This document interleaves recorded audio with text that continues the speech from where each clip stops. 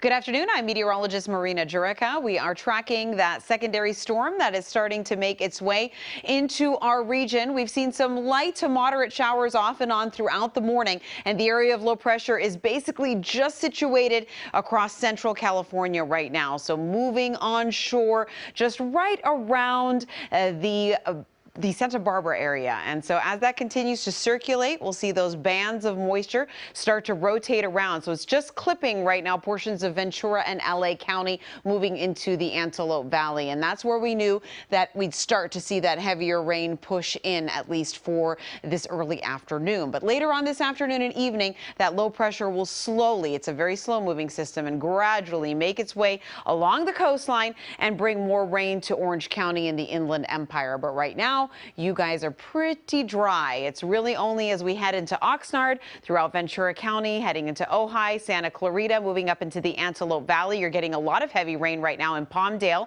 as well as Lancaster. And you can see just a couple of light showers in the Los Angeles metro area. But we have a nice little cell that's starting to move off of Catalina Island. That'll slowly start to move into the Torrance Long Beach area here in the next 30 minutes or so. But Santa Clarita getting a little bout of heavy rain pushing all the way up into Fraser Park, Lancaster, Palmdale, as I mentioned. A couple of sprinkles against the San Bernardino Mountains around Altadena, Pasadena, heading into the La Crescenta area. And then here's that batch moving right out of Catalina Island. You can see that heavy rain that'll shift here in about the next 10 to 15 minutes across portions of Long Beach, San Pedro, heading into Los Angeles, and then pushing up towards the north. So how an area of low pressure rotates is it rotates counterclockwise. And as it does that, it'll just continue to bring waves of moisture along the coastline as it moves towards the south. But as I mentioned, it's a slow mover. That's why we have the potential of flooding, where we'll see anywhere from 2 to 5 inches of total rainfall. So this is by tomorrow.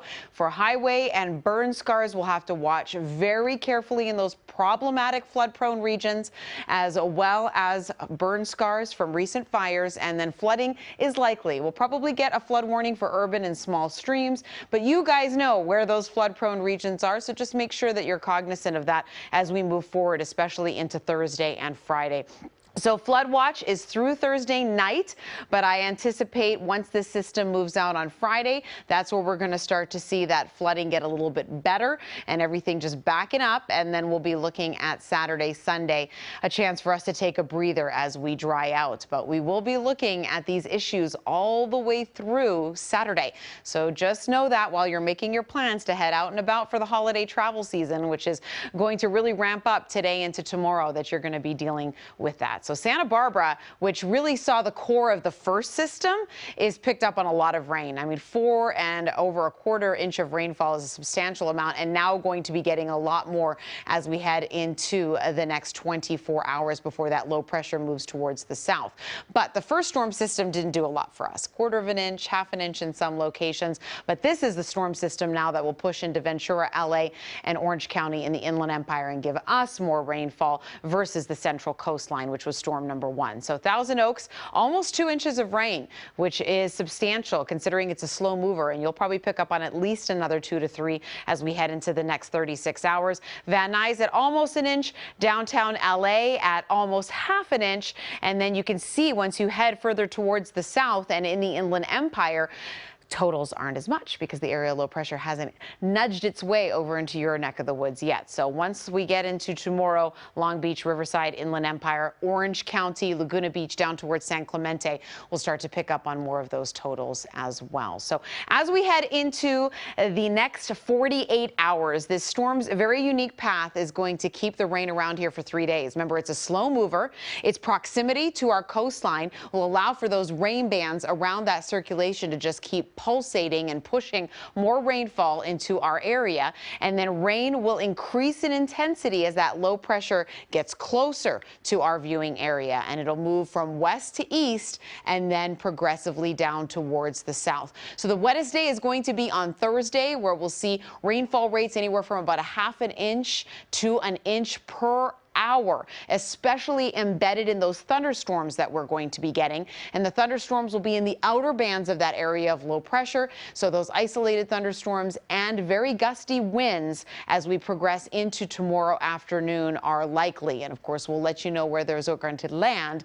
But the likelihood in the mountains, especially for gusts of over 60 miles per hour are possible. Everyone else is looking at about 30 to 50 mile per hour winds. So area of low pressure still off the coastline right now. It's going to get a little bit closer as it progresses over the next 12 hours, and then it's going to move towards the south and southeast. And as it does that, it's going to wrap that moisture around. And that's why we are going to consistently see this pattern all the way through Saturday, and then we'll finally kick it out of here. So the storm is going to make this path around the coastline and then just continue to push down towards the south. So Southern California taking a nice direct hit. We need a lot of rainfall. We haven't seen anything. It's entering into December that is very dry and very warm so far. So we're going to get the rain, but a lot of it in this very short period of time when we haven't seen a lot of it is going to cause problems, especially on the roads and especially just a couple days before Christmas holiday travel. So just be aware of that. Make those plans ahead of time.